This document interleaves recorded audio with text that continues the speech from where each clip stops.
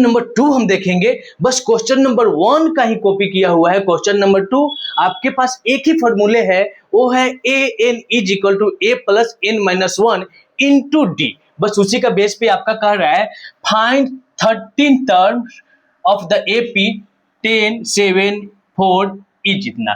तो इसका जो है 13 टर्म्स निकालना। देखिए एक चीज आप दिमाग में हमेशा रखेंगे कि कितना भी टर्म्स निकालना हो, 13 टर्म्स हो या 300 टर्म्स हो या 400 टर्म्स हो, आपको टर्म्स निकालने के लिए एक ही चीज का जरूरत पड़ेगा, दो चीज का जरूरत पड़ेगा। वो है आपका फर्स्ट टर्म और कॉमन डिफरेंस। फर्स्ट टर्म और कॉमन डिफरेंस आपके पास वो इक्विपमेंट्स है जिससे आप कितना हो टर्म्स निकाल सकते हैं। तो जब भी क्वेश्चन में आपको कंफ्यूजन हो, क्वेश्चन क्या बोले, तो सबसे पहले टर्म्स निकालने के लिए आपके पास कॉमन डिफरेंस और फर्स्ट टर्म आपके पास होना चाहिए। तो यहां पे आपको निकालना है 13 डिफरेंस। तो an इज इक्वल टू हो जाएगा a plus n minus 1 into D. आपसे पूछा जा रहा है कि इसका तीसरा टर्म क्या होगा।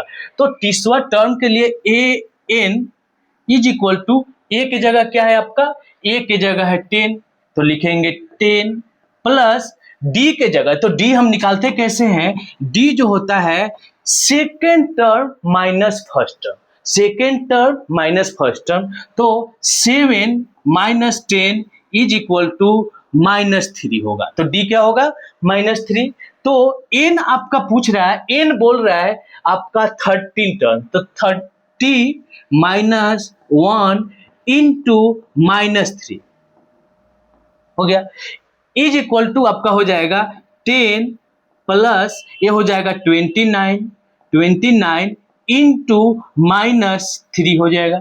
अब इसको हम मल्टीप्लाई करेंगे तो ये क्या हो जाएगा 10 प्लस और माइनस माइनस में अगर 29 से माइनस 29 को अगर मल्टीप्लाई करते हैं माइनस 3 से, तो माइनस 87 हो जाएगा।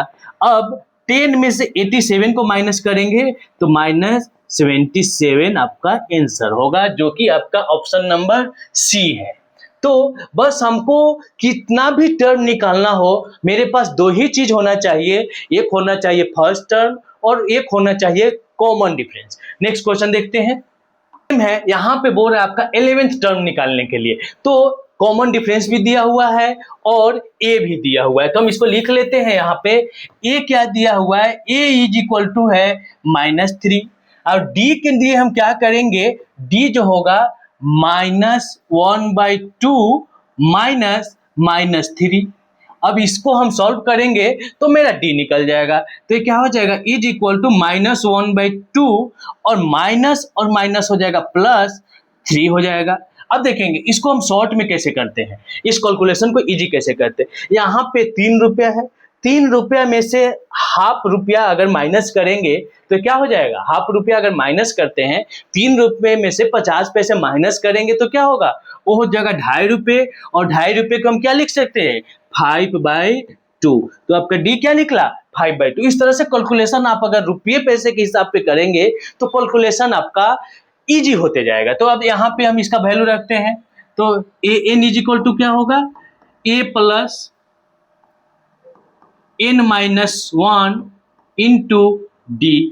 an की जगह हमको 11th निकालना है, तो लिखेंगे n 11 is equal to a की जगह आपका -3, तो -3 प्लस n की जगह आपका है, n की जगह है 11, तो लिखेंगे 11 -1 इंटू डी के जगह है आपका हाफ, 5/2 लिख दिए, इज इक्वल टू आपका हो जाएगा -3 प्लस ये हो जाएगा 10, और 10 को 5 से मल्टीप्लाई करेंगे, 10 को 5 से मल्टीप्लाई करेंगे तो हो जाएगा 50, और 50 को 2 से डिवाइड करेंगे तो हो जाएगा 25। देखेंगे इस तरह से आप क्वेश्चन को सिंपल से सिंप्लीफिकेशन करेंगे तो हो गया 25, और 25 में से अगर 3 जाता है तो हो जाएगा 22, जो कि आपका ऑप्शन बी है।